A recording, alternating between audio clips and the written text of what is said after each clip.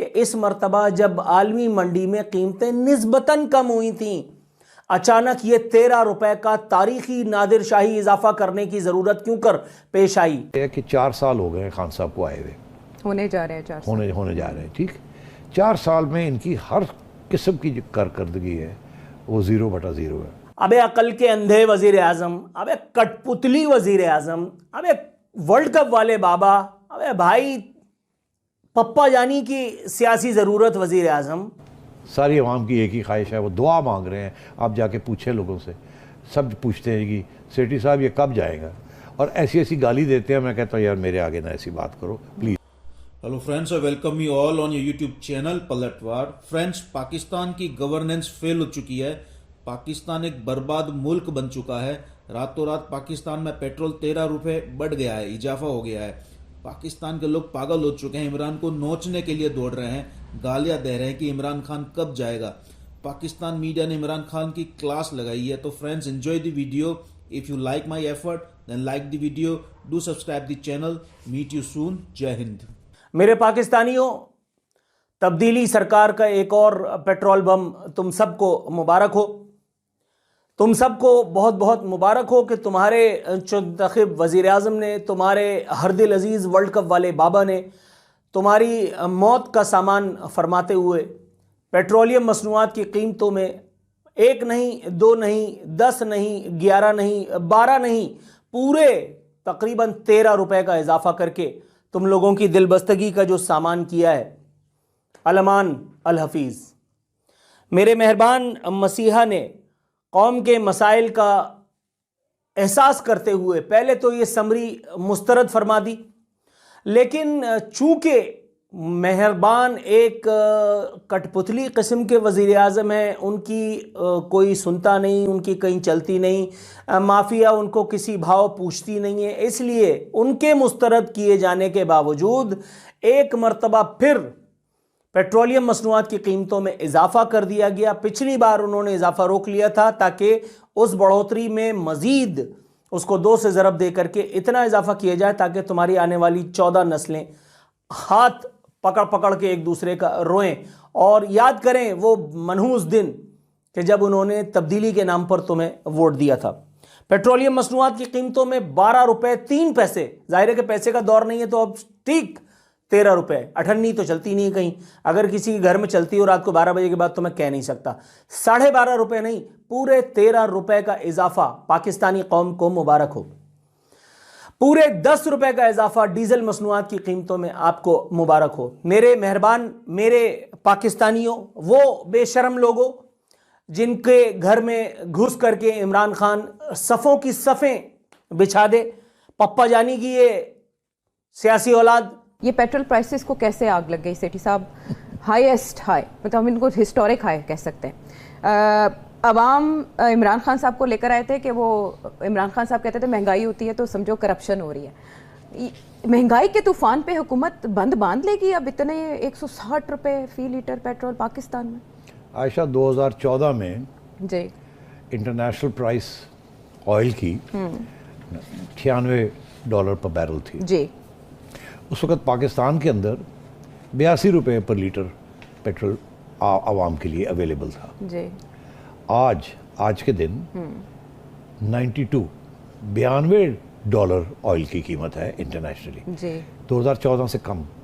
और पाकिस्तान के अंदर 160 रुपए पर लीटर हो गया है। पाकिस्तान में डबल हो गया है कीमत, और इंटरनेशनली थोड़ी सी गिर गई है जी।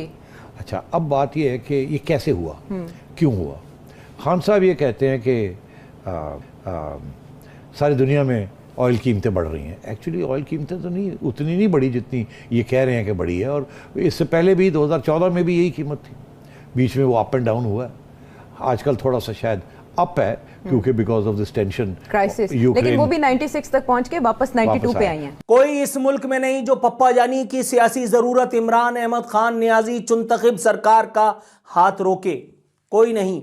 पेट्रोलियम मसनूआत की आलमी मंडी में बढ़ती कीमतों को जवाज बना करके पाकिस्तानी कौम पर हर मर्तबा एक नया इजाफा लादने वाली सरकार ये बताने से कासिर है कि इस मर्तबा जब आलमी मंडी में कीमतें निस्बतन कम हुई थीं, अचानक ये 13 रुपए का तारीखी नादिर शाही इजाफा करने की जरूरत क्यों कर पेश आई?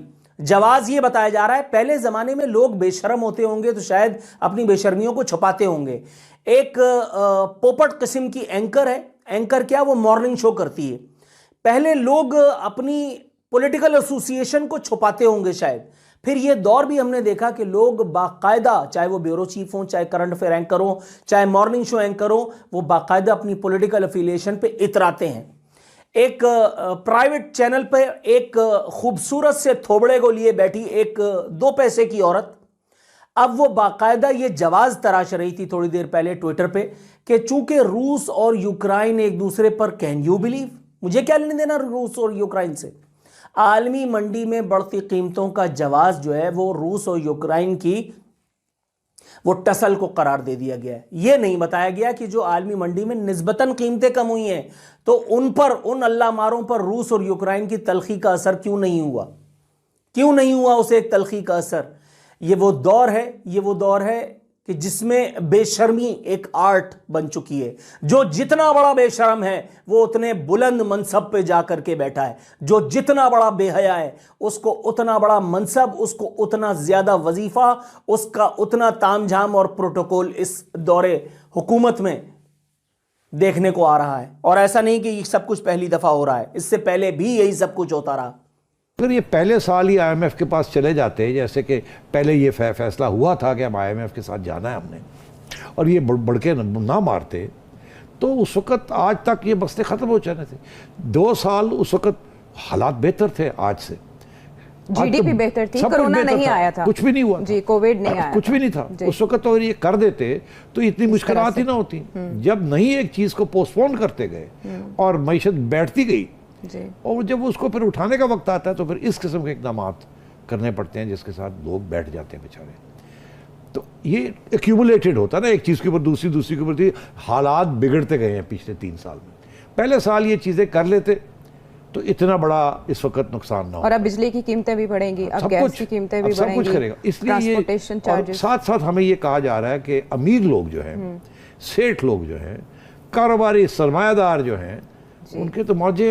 खान साहब खुद कहते हैं कि इतनी प्रॉफिट्स उन्होंने बनाई है कंस्ट्रक्शन सेक्टर में, टेक्सटाइल में, सीमेंट में, किसमें नहीं। ये खान साहब का खुद कहना है कि उन्होंने, और खान साहब कहते हैं मैं उनको कह रहा हूँ कि ज़रा मजदूरों की तनख्वाहें बढ़ा दें 15 से 20%। सवाल ही पैदा नहीं होता कि वो बढ़ाएंगे या कुछ करेंगे, ऐसी बात। तो खान साहब ने तो खुद अमीरों को अमीर कर दिया और गरीबों को गरीब कर दिया। तो ये कह के, और आज के जो हालात हैं, फिर ये कहना कि हम मजबूर हैं, हम करें क्या। दरअसल इनकी bad economic management, bad policies, जिसकी वजह से आज हमारे ऊपर ये बोझ पड़ा रहा है। तो इसकी सियासी कीमत क्या होगी? सियासी कीमत तो आपने देख ही ली है। आज अगर इमरान खान साहब सरवाइव कर भी जाते हैं, पहली बात तो ये है कि इस वक्त सारी आवाम की एक ही ख्वाहिश है, वो दुआ मांग रहे हैं। आप जाके पूछें लोगों से, सब पूछते हैं कि सेठी साहब ये कब जाएगा, और ऐसी ऐसी गाली देते हैं। मैं कहता हूँ यार मेरे आगे ना ऐसी बात करो प्लीज़। और ऐसी अनकॉन्स्टिट्यूशनल बातें भी लोग कर रहे हैं कि जी अल्लाह करे ये हो जाए, अल्लाह करे वो हो जाए, बददुआएं दे रहे हैं। तो चले, मैं कहता हूँ कि सर्वाइव कर भी जाते हैं, बिकॉज इस वक्त सीट पे बैठे हुए हैं और कुर्सी पे जब कुछ बैठा हो तो वो समझता है कि ये कुर्सी एक घोड़ा की सैडल है, इसके ऊपर मैं कभी नहीं उतरूंगा। ये नहीं पता कि घोड़ा जब वो किक करेगा तो आप उड़ के जाएंगे और गिर जाएंगे मुंह के बल। हाँ, तो अब ये है कि अगर ये सर्वाइव कर भी जाते हैं, अवाम इनको माफ़ नहीं करेगी। ये कोई 6 महीने या साल में मईशत ठीक नहीं होने वाली, जिस किस्म के आपने इकदाम किए हैं, और भी तकलीफ आने वाली है। मैं समझता हूँ कि अवाम इनको माफ़ नहीं करेगी और पहले मौके पे इनको निकाल देगी।